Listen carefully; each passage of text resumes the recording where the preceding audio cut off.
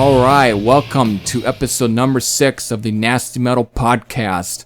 Now there is definitely plenty of topics here and even including a announcement. However, before I get to any of that, I do have to get into some reasons for why there's been such a lack of content this week. Now, if any of you do not follow my Facebook page, which again, in a lot of these videos, even including this podcast here, I always do leave a link to my Facebook page for all of you to at least follow, because over there, I do a lot of my schedule announcing on that Facebook page. So for those of you that do follow my Facebook page, you would have at least known that I had this week booked.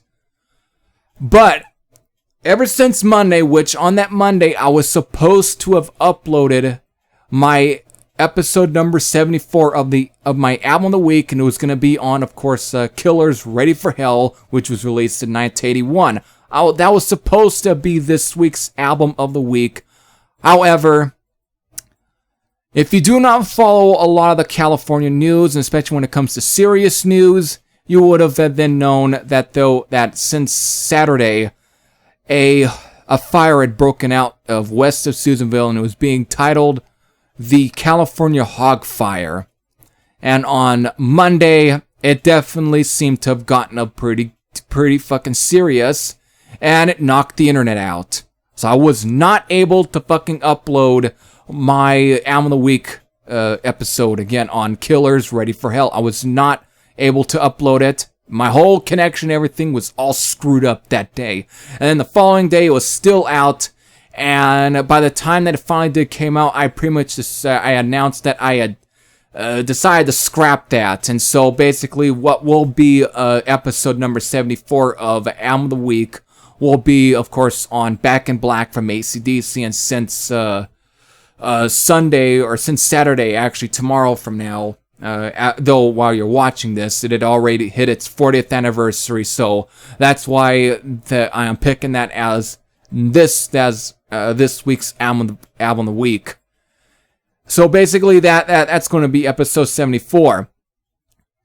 But it gets worse from there, because again, while I was able to at least get out my review for Wednesday, the following fucking day, Thursday, thanks to the goddamn California Hog Fire, my power went out. So I was not even able to even record the Friday's review, which was going to be on Blind Horse's newest 2-track EP titled Soma Plus Sessions Live. Or yeah, Soma Plus Sessions. Where is it? Yeah, Soma Plus Studio Sessions, actually. Excuse me. Soma Plus Studio Sessions. Definitely sorry there, I kind of fucked him a little with the title. That was supposed to have been this Friday's review. However, once again, I had to announce it on my Facebook page that I am, or at least, I didn't even announce, you know what, I am announcing it here that I am pushing that review to, of course, next Friday. But everything just got fucked this week. Everything just, again, of course, thank God at least my power at least came back. I'm definitely hoping that all of this has finally been taken care of and everything is back to normal. But goddamn, it hindered everything I was going to do this week. Again, from uploading my original initial album of the week on Monday. Then, of course, fucking up my album review for Friday. And even also fucking up my me trying to also record a collections update, which would have been yesterday, but no, because of all from the issues from the internet being screwed up, and then my power going out, all that, it just got screwed up. Everything did. So this has been a ridiculous, tremendous fucking week. It's been an amazing fucking week. What a great way to hinder my channel and everything. Now, as far as when it comes to finally content scheduling, I'll be quite honest, I have, because of all the mishaps and all the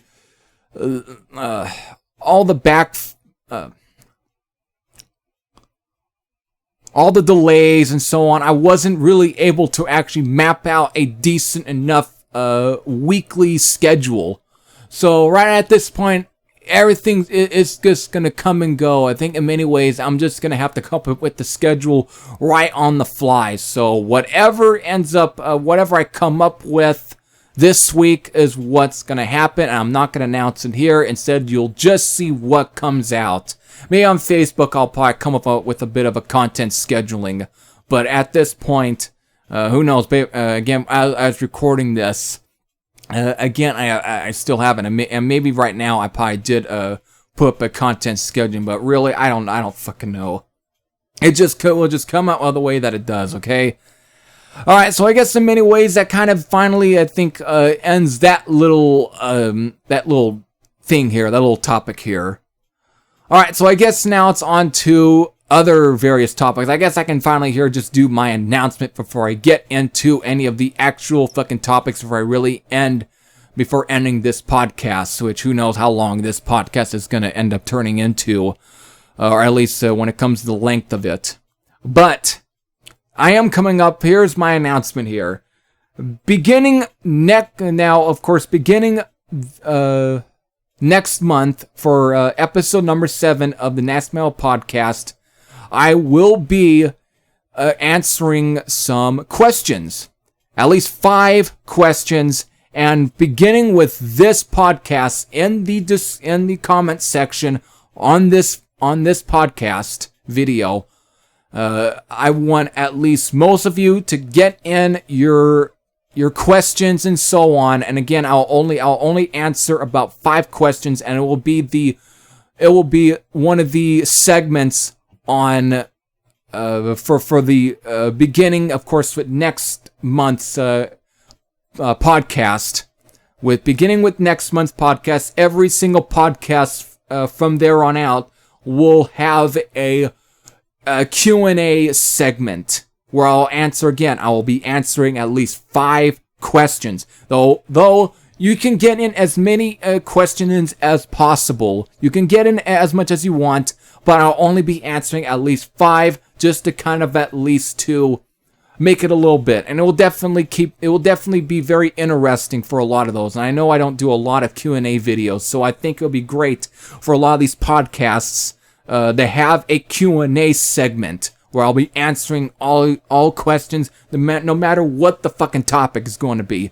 But again, on this one, I want every one of you to at least get your questions in on the comment section for this podcast. So I will be able to answer every one of those on episode number 7 of the Nasty Metal Podcast. So I hope I made this as clear as possible and coherent. If it wasn't, I apologize. But I'm definitely going to be doing this. I'm definitely be coming up with the Q&A segment for the remainder, for most part, of my Nasty Metal Podcast. So with that, definitely I am looking forward to all of your questions. So that ends the announcement part of the portion of this podcast. It's finally onto some topics, and this time some metal or music related topics. And this one is actually going to be on a lot of the information that has come out of Scorpion's newest album, which is, I guess, is going to be out sometime next year, but I definitely want to also comment on a lot of it. And let me definitely get into the Blabbermouth page on Klaus Means his just basically his summing up of what the album is going to be. And apparently, again, he according to Klaus Mean, he is definitely looking to making this album be more back to the more harder rockin' and heavier stuff of albums such as Love Drive, Animal Magnetism, and Blackout. He's making he wants to make another good, straight up meat and potatoes, hard and heavy album.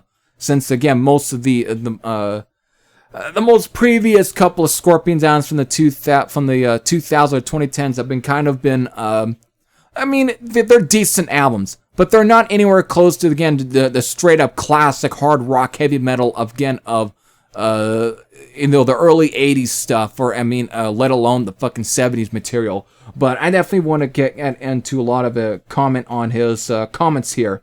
Again, according to him, he says that the vibe and the feel we are trying to go back to is the days between Love Drive, Animal Magnetism, and Blackout. It's impossible to turn back time and start all over again. It's such a long time ago, but we try to, especially with our producer, with Greg Filderman, who, of course, Greg Filderman. Now, the only thing that can be a bit of a knock, because I'm not the biggest fan of Greg Filderman's production. Of course, besides the fact that he's worked with, for all I give a shit about, fucking Slipknot, of course, Metallica. I'm not the biggest fan of his stuff. But at the same time, it is very interesting that they are picking him. As far as trying to hone down your ideas and your vision of basically trying to recreate a pretty good, hard and heavy album. I guess in many ways their idea was getting Greg Filderman with but again, it's not really about much the producer. It's about much of it about the music there, and I definitely, in many ways, is it going to really deliver that same heavy feel? He seems to be looking for a modern production, but he's also trying, I guess, in many ways, wants to kind of still retain a classic sounding vibe, even with a bit of a freshly modern production.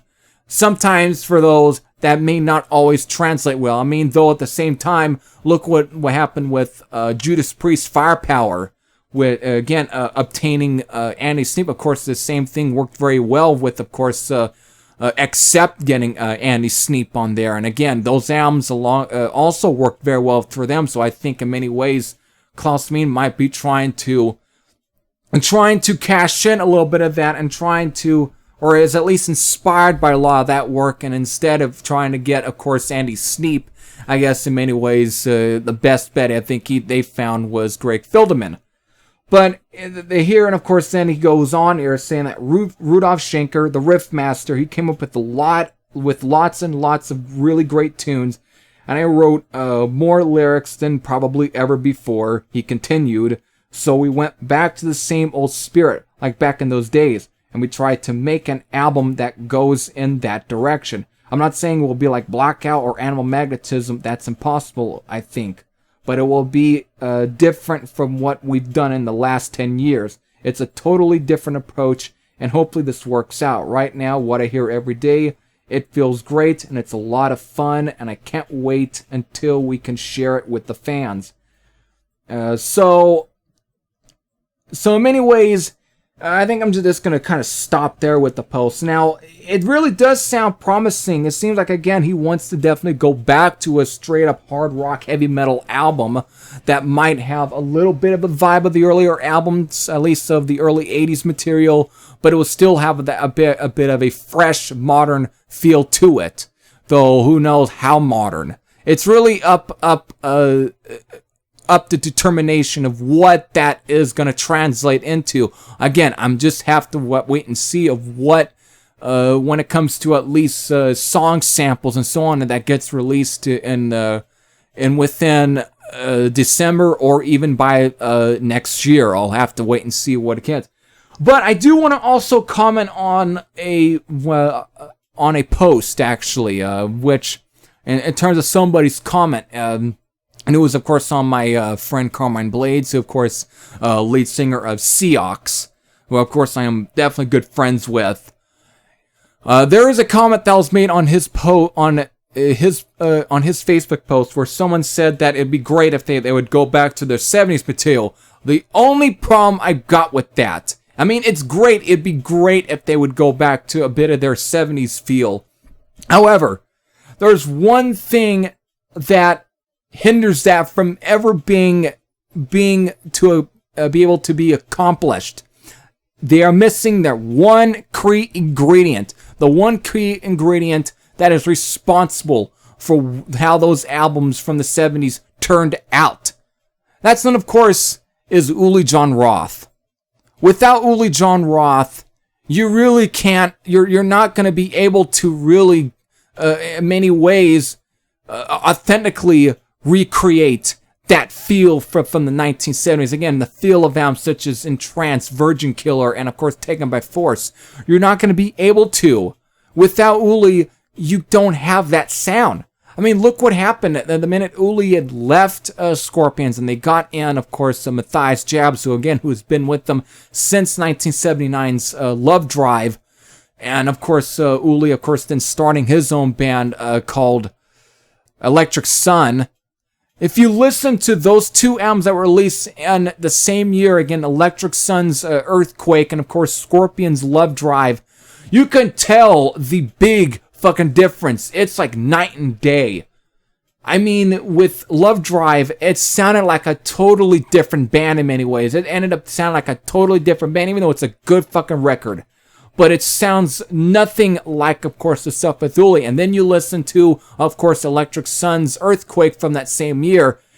It really sounds like that. You really could tell a lot of the album sound the way they did was because of Uli. He took a lot of that sound with him. I mean, a good chunk of that sound went with Uli when he left Scorpions. It was literally like missing a little piece of somebody's soul in a way, because of it. Just, you took a lot of it really just showed that he was a huge part of a lot of those 70s albums. Again, In Trance and so on. He was a big part of that. Uli really was one of the biggest pieces of why those albums were the way they were. He just was a lot of that. And when you listen to, of course, that album and then listen to Scorpions, it's like literally you almost be thinking, shit, that's Scorpions right there, and this album, Love Drive, is a totally different freaking band, even though it bears the Scorpions name. But, of course, I love the albums, of course, such as Love Drive, Animal Magnetism, and Blackout. Of course, I also do dig some of the other albums, too. So, really, with them missing their key ingredient, that being, of course, Uli Jon Roth, the only best possible thing they could do is definitely go back to, of course, albums such as Love Drive and Animal Magnetism and Blackout. That's the best thing they could go back to, the best second era, basically. What I'm saying is, that's the second best era they can definitely go back to and try and see if they can really try and see if they can get back to. That's the second best period, again, from Love Drive all the way up to at least Blackout, and to an extent, Love at First Sting. Now, that's not to say that some of the other albums, such as Crazy World and, for an even example, Face the Heat, are not bad albums too. I think Face the Heat was probably one of the last pretty good Scorpions albums. I definitely dig that album quite a bit. And so, in many ways, that's probably the best sound they can easily go back to. They can't go back to any of the 70s material. Why? Because, again, if I haven't said it before in this podcast, I'll say it again. They are missing Uli Jon Roth. Without him, you have none of that sound. You have none of that. So for those that are clamoring for them to go back that 70s material, you have to then think logically that is impossible without Uli. It's impossible. So them going back to, of course, that sound of Love Drive, Blackout, and Animal Magnetism, or try and recreate songs that have that kind of feel in many ways, even though without trying to copy every bit of that stuff, that's the only thing they could do. That's the second best idea. So you have to either take it or you leave it. If some of those are just going to be demanding that they go back that 70s material, either there's people who are so badly entitled, like they're acting like little brats because of it. You're missing a lot of the points and so on. You're missing the fact that they are missing, that Scorpions are missing Uli Jon Roth. Without him, you have none of that sound. So you either just have to be happy that they at least might be going back to their second best period. So with that's definitely my comments and so on the whole process of the newest Scorpions album, on what is going to come out of it. I'm definitely looking forward to see what comes out of this.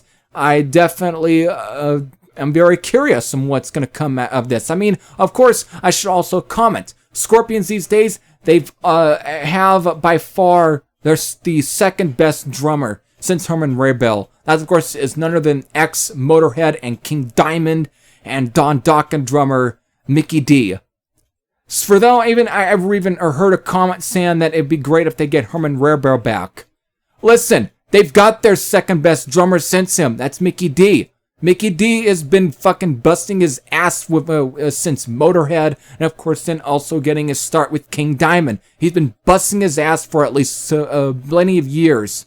For at least decades he's been busting his ass. And so for that, they've got their second best drummer since Herman Rarebell. And if they wanted to achieve that great hard and heavy sound, or that great classic feel, if they want to, they have Mikkey Dee, who will be able to make those songs come to life, because he is a hell of a fucking drummer. He has got such energy to him. I mean, for everyone heard some comments saying that he was a beast on some of the King Diamond albums. Oh, come on, he was great on those, but have you even heard any of the stuff he did with Motorhead? He was fantastic on those albums too, especially when it comes to, of course, some of the last Motorhead albums before Lemmy's death. That being, of course, The World Is Yours and Aftershock and Bad Magic. He was still fucking great on those albums. He still had a ton of energy and was able to really make some of those songs come to life.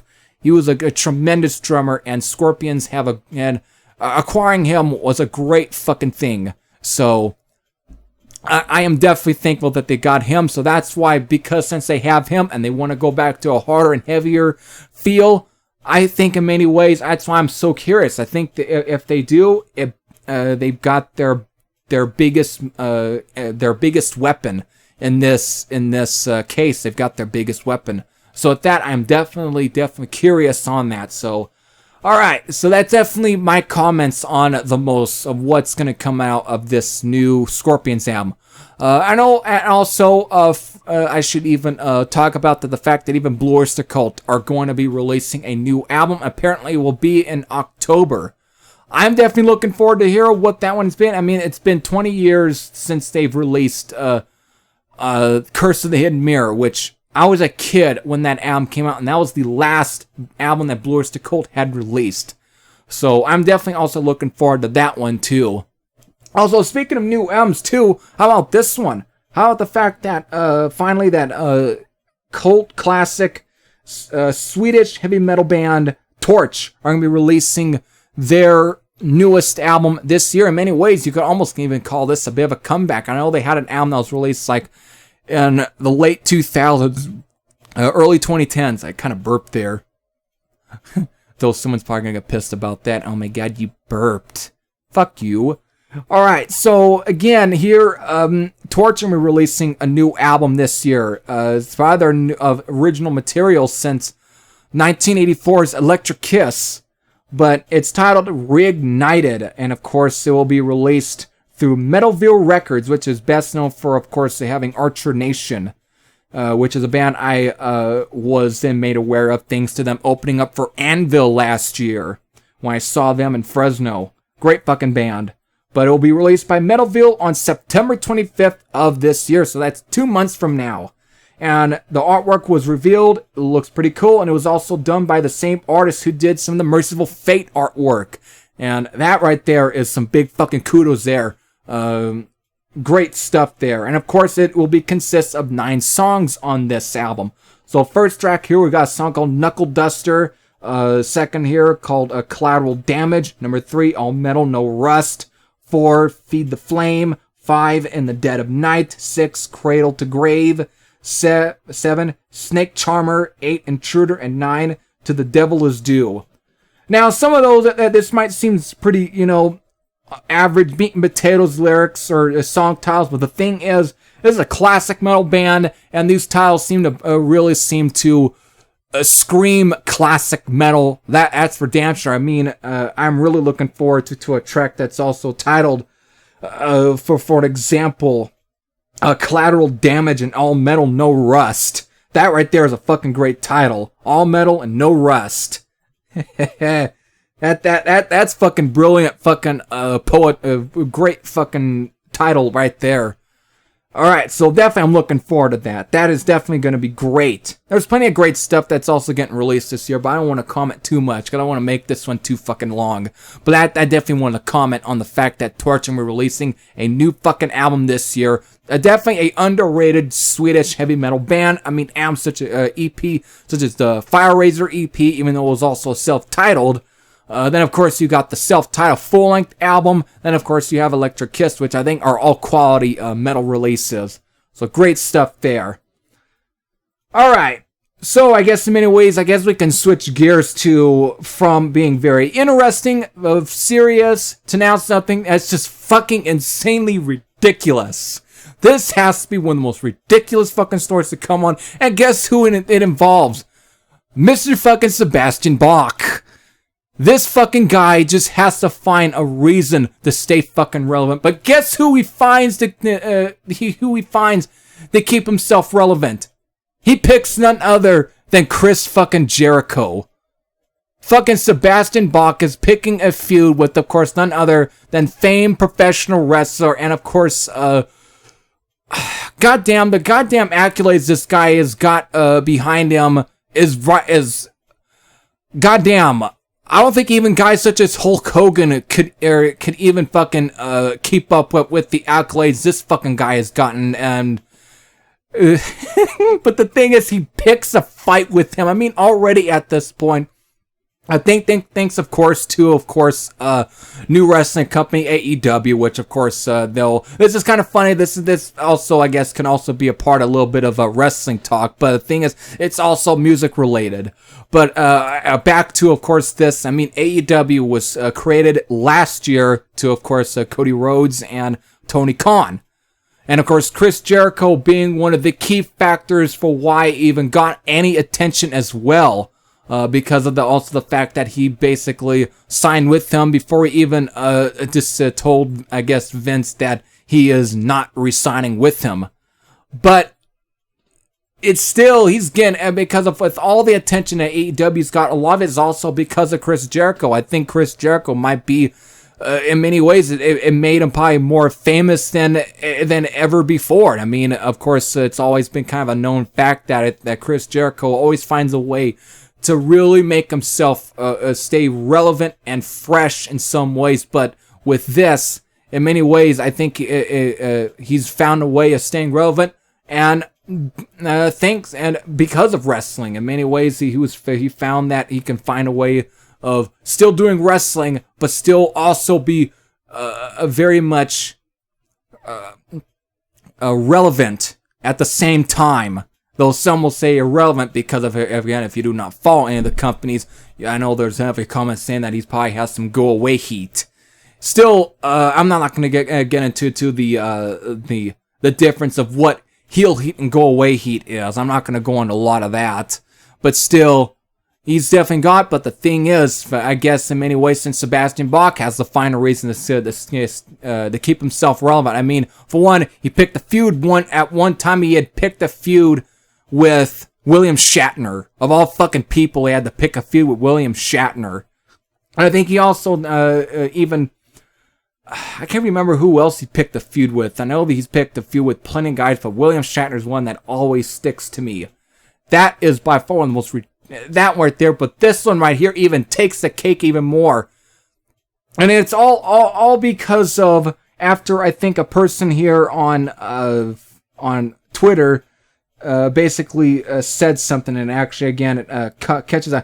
Apparently, if you say anything that's any comment that says this guy blows away Sebastian Bach, and it's on any Skid Row song, any fucking Skid Row song, if you say, oh wow, this singer right here blows away Sebastian Bach, he is gonna have a fucking snotty remark. He's gonna get very, very, and I mean very defensive. And he got pretty fucking defensive over this comment, and it involved fucking Jericho, or at least there we go. Some guy, of course, again has said, man, Jericho is starting to look like Sebastian Bach. And for one, Sebastian Bach apparently had replied saying, every single day for the last 2 or 3 years, somebody tells me this. And of course, then it goes on with someone else saying that, you partied too much, Jericho. You partied too much, Jericho, as you beat. He definitely does, considering that he mimes to a tape. And this is where everything really escalates a bit. Because Sebastian Bach basically ends up, he basically,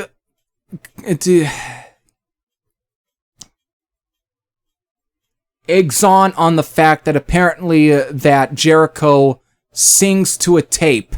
Basically saying that he's basically Milli Vanilli. Basically, he basically is referring to calling him Milli Vanilli in a way. And so everything, of course, and someone then replies back to Sebastian Bach saying, here you go, fuckface. Tiny bar in Ampere in front of a couple of hundred fans. He walked through the crowd singing this song, and I could literally hear his words over the sound system. I was so close. Sebastian Bach replies back to this guy, saying he's miming to a tape in this clip again, fuckface. And so, of course, this is where Jericho then comes in, saying, I sing my ass off every night, dude. Do you really want to go there? And this is where, and now it's just beginning here, it just fucking escalates. Again, Jericho saying, hi, I'm Chris Milli Vanilli Jericho. I have 5 top 30 singles in the last 5 years with my band Fozzy. I'm a huge fan of Sebastian Bach, who had 3 to top 30 singles 30 years ago. I always admired him as a singer and a friend, and I still do. And of course, again, going on, wow, my band is more popular than Sebastian Bach. Hashtag lip syncers. And now Sebastian Bach then replied, saying, that's great. Is there a clip of you actually singing live? Because all I have seen are clips of you miming to a tape.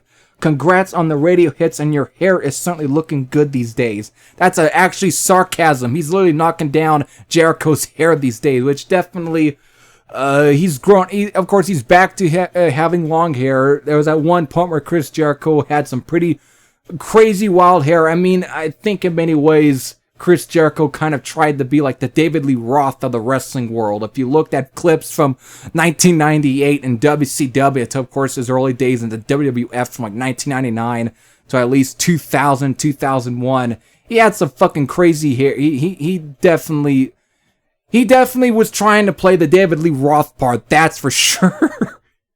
But anyways, again, Chris Jericho then had replied back saying, I've seen the derogatory comments towards me from somebody I consider to be a friend, so with that in mind, I'll be happy to have a sing-off with Sebastian Bach. No effects, no tuning, no bullshit.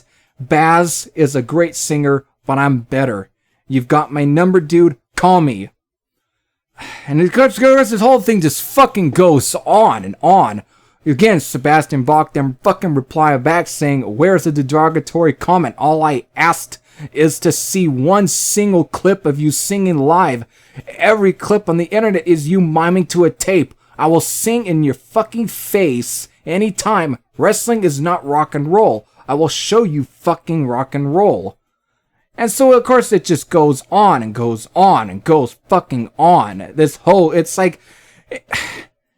That's why, and many people are actually questioning whether or not if this is a work or not, given the fact of all the attention that Jericho is getting, thanks to, of course, again, AEW. And he's all the attention. However, on July 18th, Jericho then finally, and this is why I want to just, I'd skip to all of this part. I try to at least get in a little of the juicier stuff that happened early on within this fucking feud. This feud started within sometime last week. It was ridiculous. But now, of course, on July 18th, finally Chris Jericho decided to then post a Twitter clip of him singing Youth Gone Wild. And so, again, he's saying Saturday Night Sing Along, one of my all-time favorite tunes, and he's singing it. Well then. And that, of course, then caused his fucking Sebastian Bach to then message Chris Jericho via Facebook. Which I'm wondering, if for a guy who apparently, for fucking Sebastian Bach to say that he ain't friends apparently with Chris Jericho, why the hell is he fucking friends with him on Facebook? Why the fuck does he even have them? Why the fuck does he? I don't even get it. I don't fucking get it. This is why I think this could very well be a work. But I digress. Here we go. Here is the fucking stuff that Sebastian Bach had sent Chris Jericho via Facebook Messenger. I can tell this is from Facebook Messenger, okay? I actually can tell. I can tell. Here we go. Hey man, do you ever suck? Nice video online. What a complete joke. You are one complete talentless fuck. Get your own shit and quit copying mine. Badly. Your singing sucks. You should stop singing for the benefit of all mankind. Is this still your number, pussy? I accept your challenge to a singing match if you accept my challenge to a whooping your fucking ass match. Believe me, it won't be much of a match unless you bring, like, a phone book to stand on or something, you fucking pussy. You are such a joke. I can't wait to kick the shit out of you just for fun. Hey, shrimp, why don't you text me back, you fucking asshole? Pussy. And that's about it. And I'm just gonna end all of the quoting right there is gonna end right there. I think nothing can get any better after this. This whole fucking message right here just takes the cake for this goddamn feud. That's why I'm wondering, I think people are wondering, is this really a work? Is this actually another way to gain attention for AEW? I mean, this has happened for wrestling for years. I mean, first off, in the 90s, we had, of course, the stuff that WCW was trying. I mean, with, of course, fucking Dennis Rodman hooking up, of course, with Hulk Hogan. And, of course, doing the whole NWO stuff. And then, of course, the bit of a brief feud there between Karl Malone and fucking Dennis Rodman, which of course then led to all the stuff between Dennis Rodman and DDP, which of course helped continue the rise for, of course, DDP in WCW, making him one of the top baby faces in that company at that time in 1998. I mean, of course, beginning with, of course, thanks to Macho Man helping him get over, but still the whole celebrity stuff. And the thing is, it was always made to be out whether or not if it was actually a work or not with a lot of the stuff, even though at some point you actually thought it was a work. And of course, you had the stuff with Hulk Hogan trying to run for president, even though it was used as a work too. And it was a way to make Hogan champ again, and with the whole finger poke of doom bullshit that happened in that January of that year, which then of course then caused them to lose to the WWF at the time. But I'm not going to go into more of the wrestling, even though I'll eventually hear it when it comes to AEW. But I mean, still, I'm just using examples as when it comes to celebrities feuding with professional wrestlers. I mean, of course, can this even be the greatest work since, of course, Andy Kaufman and Jerry Lawler in like 1982? Can this be the greatest work since then, since it actually has a feel of whether or not if this is really a work or not, and that is considered one of the greatest works because it made you think, is this actually real? And in many ways, of course, when it came out, it was a work, and in many ways, they played their parts very well. But still, when you look at all of this, it almost has that. It's crazy. But that's more of a scenario in many ways. Is that a theory? Is this a work? But for such a work, how come the fuck does one of Fozzie's guitar players again apparently chimes in? And then of course we then even had Michael Sweet of Striper that apparently even chimed in on the whole thing, saying that which of course there was some actual beef between Sebastian Bach and Michael Sweet some years back. Again, though, all started because of Sebastian Bach, apparently. Again, this and fucking this. And of course, I mean, we all know that Sebastian Bach also had some shit with Ted Nugent. There was all this stuff. But the thing is, Michael Sweet apparently chimed in on a lot of it and said that Jericho doesn't mime to a tape. Saying that he doesn't have to prove anything. He's been a friend of his, he's been at his weddings, he's been his man, and so on. But the thing is that also gets me, that's why I'm wondering, well, and I'm also questioning Michael Sweet in this, is because of, if this is a work, then I think Michael Sweet might have just, I think he didn't really realize what he might have just gotten himself into. Obviously, this could be a work. This really could be. I'm going to have to make this comment here. for all we know, Tony Khan is probably the one that's actually behind all of this. I mean, fuck, there was that maybe sometime this year, fucking Tony Khan probably was going on with Jericho and like, what else can we do? What other celebrities can we do? Can we at least contact to maybe get on our show to make sure that we get AEW even more and more attention, so we can probably at one point maybe beat WWE in fucking ratings. And of course, then Jericho might have came up here. Here's fucking Sebastian Bach, maybe, since he's probably the easiest you can rile up. And I bet fucking Tony Khan at one point during all this feud is probably then going, man, I was such a big fan of Skid Row. I am such a big fan. I listened to freaking Slave to the Grind while watching all the football players train at the fucking Jacksonville Jaguar Stadium. I'm such a big fan, or whatever fucking bullshit he probably came up with the same kind of cockamamie bullshit that he probably had replied to fucking CM Punk. And even without knowing that CM Punk was sarcasming the shit out of Cody Rhodes and whatnot. Either way, and the same thing when it comes to Michael Sweet. Oh, I am such a big fan of Striper. I listen to freaking To Hell with the Devil while on the football field watching the Jacksonville Jaguars train along with my dad, this and that. Fucking hell. You know, I guess, I don't know if I can go even longer, even though this is a fucking ridiculous story. All I'm going to say is, if this is a work, this is one hell of a work. And I mean, of course, then had Jericho basically also challenging Sebastian Bach to a sing-off. And what better platform can Jericho freaking challenge for a sing-off than none other than on a episode of AEW Dynamite on TNT, of all fucking places. Either Sebastian Bach is on the work, or he doesn't know that he's actually getting played and he's actually being rigged and, hook, line, and sinker, basically. He doesn't know that he's actually getting played into a fucking ratings war, or at least as a way to get ratings, because as a part of way of getting attention. Does he know that he's actually being used as a platform for that? Does he even know? Who knows? So at this point, it's really up in air, but this is some entertaining shit. That's all I gotta say. This is some entertaining shit, that's for sure.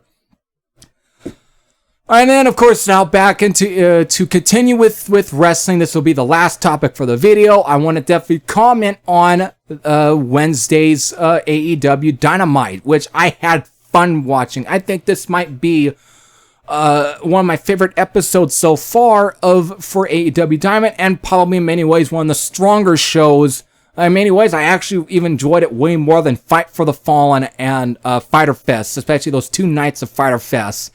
Same even goes for, again, NXT's fucking Bash at the the Great American Bash, excuse me, and their last episode of NXT. I actually, and even this week's NXT, I enjoyed AEW Dynamite's episode a little more than that. And that's because of the opening fucking match for this week's episode of AEW Dynamite. First, it was the TNT Championship match, which again, I think I commented on the past on one of these podcasts that the TNT Championship is basically AEW's answer to a television title, which again was one of NWA's prime titles in the past. Of course, then becoming when Ted Turner had purchased NWA and basically just turned it to WCW. The television title then became a part of its main title roster. And so, in many ways, AEW decided to do something similar, and just instead of just calling it the television championship, they call it the TNT championship. But of course, Cody Rhodes being one of the co-founders, and actually in many ways, one of the absolute main founders of this company, he's of course is the champion. I mean, for some people, after years, I'm then planning to find out that this is really no different than when Dusty Rhodes was at one point the champion, since he was one of the head bookers for NWA back in the 1980s. And so, But that came out when, I mean, at that time, nobody knew that Dusty Rhodes was one of the main bookers for the show. I didn't know that he was booking himself that much to win, or even at time may lose, or may put over again one of its top guys, that being Ric Flair. Nobody knew that. Nobody knew a lot of this stuff until years later, with a lot of the interviews, so on, from a lot of the talent and so on, or all of those that had worked with the NWA, and who had worked with Dusty Rhodes. Of course, a la Jim Cornette. Anyways, nobody knew a lot of that stuff, but now since people do know about that, and also knowing, of course, this is the height of social media, people know that Cody Rhodes is one of the founders of AEW. And so many ways people will then make the comparison that, oh, Cody Rhodes is just like his dad. He's TNT champion. And so on. But the thing that really set why I am talking about this beginning match, and for this particular title match, is because of we then get ex-NWA Power alumni, that being Eddie Kingston. And again, for those who hadn't watched NWA Power, he was one of the main guys on that show, and he was a hell of a guy when doing promos. I mean, I haven't watched this stuff when he was in TNA. He was at one point was a part of Conan's original faction called LAX.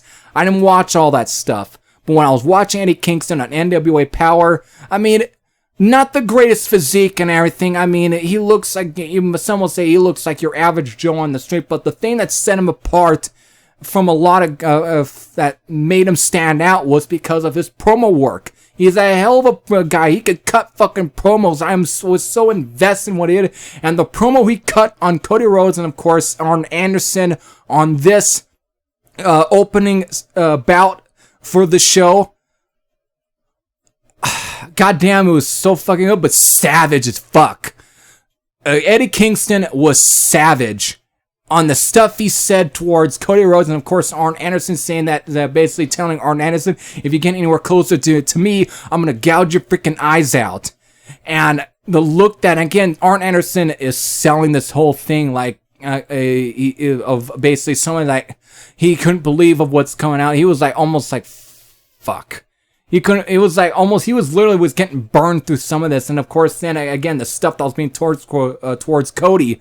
And you could tell that Cody is selling this whole thing. You could tell he's like getting riled up. He's like literally going to the goddamn referee to just start this goddamn match. I want him in there. I want to kick his ass. And that's when it came to the final one of the last words that came out of Eddie Kingston before then running towards Cody Rhodes and just letting loose the beat down. And that, of course, was calling Cody Rhodes a egg-sucking bitch. And then, of course, we got the fight going on. He's tearing up Cody Rhodes' shirt.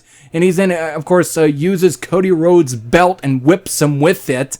And it was a no DQ match. It was definitely also pointing out during the whole segment there that Eddie Kingston talked to Tony Khan that to make this a no DQ match.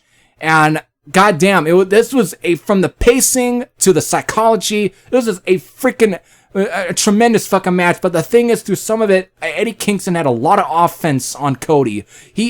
Cody was getting his ass kicked throughout some of this match. This was actually one of my favorite matches of the entire show, for sure. I mean, I also dig some of the other matches that came out of it, but this match just fucking really, it definitely glued me to the screen. I was just at the edge of my seat, even at times giggling, laughing, and just at times just completely excited of what I was watching. It made me feel like a kid again back when I was growing up in the early 2000s of watching the old WWF stuff with Stone Cold Steve Austin and The Raw, when all those wrestling matches, which were great, fast-paced, just wild fucking matches, and I just was reminded of that, and it just had that feel. And of course, towards the end, Eddie Kingston, for the most part, for a no DQ match, this was definitely a straight up wrestling match. But of course, he pulls out a old Mick Foley-esque feel and starts bringing out the thumbtacks, which again reminded me of Mick Foley quite a bit. And that, and of course, Cody Rhodes, of course, takes the thumbtacks. I think he maybe before this match said, I'm going to take some thumbtacks tonight. And he did. And that's what, but again, after that, it definitely, instead of just trying to act all, completely in pain and like, oh, I can't do anything, I can't move, it hurts so bad. Instead of that, no, it just lights even more of a fire up in Cody. He just back up and we get, again, all like clotheslines and shit, and it just gets to being a beat down. But of course, Cody then wins via figure four leg lock. But even though, besides the fact that Eddie Kingston had lost, again, just because of the promo and what he was pulling off in the match, and it was one of my favorite Eddie Kingston matches as well to bout. It was one of my fucking favorite matches of his. Besides all of that, I wish I would have. I mean, he should have won the match. This guy deserves a fucking title. He needs a fucking championship. But still, because besides all that, that might just be a little nitpicking. This was a great fucking match. One of my absolute favorites of that night. It was great stuff. And of course, my second favorite match was, of course, the match between Maxwell Jacob Friedman and Griff Garrison. I mean, from here, it was like back-to-back savage fucking promos from two guys, Eddie Kingston and Maxwell Jacob Friedman. I mean, I've been watching Griff Garrison a bit on a secondary show, which was AEW Dark, but he didn't really wow me too much. I mean, he's a tall fucking guy. He's got a nice, I guess you could say, a nice physique and so on. But the thing is, he hasn't really surprised me. And nothing about it just seems like, oh wow, what a great fucking competitor. None of that. But I think this might be the first one I'll say, I think, where I actually enjoyed Griff Garrison quite a bit. I mean, from what Maxwell Jacob Friedman then saying, I think basically knocking out Griff Garrison, like, what, you gotta be kidding me, there's no way you're Ivy League champion. Come on, you couldn't even freaking, what was it he said? It's like, you couldn't even freaking pass a finger painting class. It was, basically, it was some savage fucking shit. And then, of course, then Griff Garrison got back at him and said, well, didn't you lose your match at Fyter Fest? And then that's where, of course, then got under MJF's skin a bit. And then, of course, used the microphone to hit freaking Griff Garrison on the head. And then, of course, the bell starts, which, classic, that's a classic way to start the match. I mean, that's one thing I love about AEW. It's the one thing that has made me a little mad about WWE or has irritated and annoyed me is the fact that when there's some heat going on in the match, when you finally are getting somebody who actually is ready to whoop on somebody, instead of just starting the ring, instead of the referee just again pointing the fingers to get the bell to ring. Instead, he's got to then pull the two wrestlers apart and basically go up to the other guys, say who's getting whooped on, and say, "Are you ready to go? Are you ready to go?" When the fuck did you ever see that ever happen in the past? Every time I go back and when I would watch the old episodes from the 90s to, of course, early 2000s, when the fuck did you ever see a referee do that? Instead, the bell rings and they're just beating because it's like they're ready. They're already are whooping each other. That's it. It's the beginning. But no, instead it's like, oh, I gotta care for the other guy. When the fuck did it ever happen? That's the one thing I'll actually be at least, I'll give a bit of credit to AEW. At least they do that, and that's when, again, we got some pretty good action here. And actually, I will say, again, this might be my favorite Griff Garrison match because of he actually was, I think MJF brought some fire out of him, and actually I think I would love to see more of this out of him, out of Griff Garrison. I think there was some good stuff here. It actually shows he might be someone to look forward to when it comes to, of course, championship bouts. Maybe Cody should probably give this guy a TNT championship opportunity. But again, this was a great fucking match, and of course, there is some great, even some good psychology as well in here. Again, good pacing here. Griff Garrison was also getting some pretty good offense on MJF too. But of course, MJF got some back to offense, of course, then back to fucking being as savage as shit as usual on Griff Garrison before then winning. But I still can't go over the fact that we had two back-to-back fucking matches with, of course, where they began with two guys being savage as shit on and just belittling the hell out of their opponent, which is something I think is great. When if you're going to be a heel, you should be pulling a lot of those heel tactics of just belittling the ever-living shit out of your guy. because of you have to get that heat. How are you supposed to get any heat if you're not going to use those tricks and so on and say a lot of the stuff that will get you heat? It's the one thing that's annoyed me at times about WWE.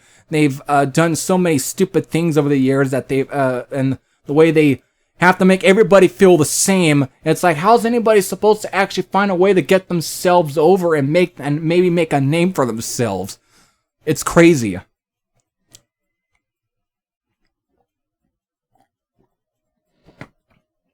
But either way, definitely it was a solid episode for sure. I liked a lot of the stuff that happened. So there we go. That's about it for this episode of episode number 6 of the Nasty Metal Podcast.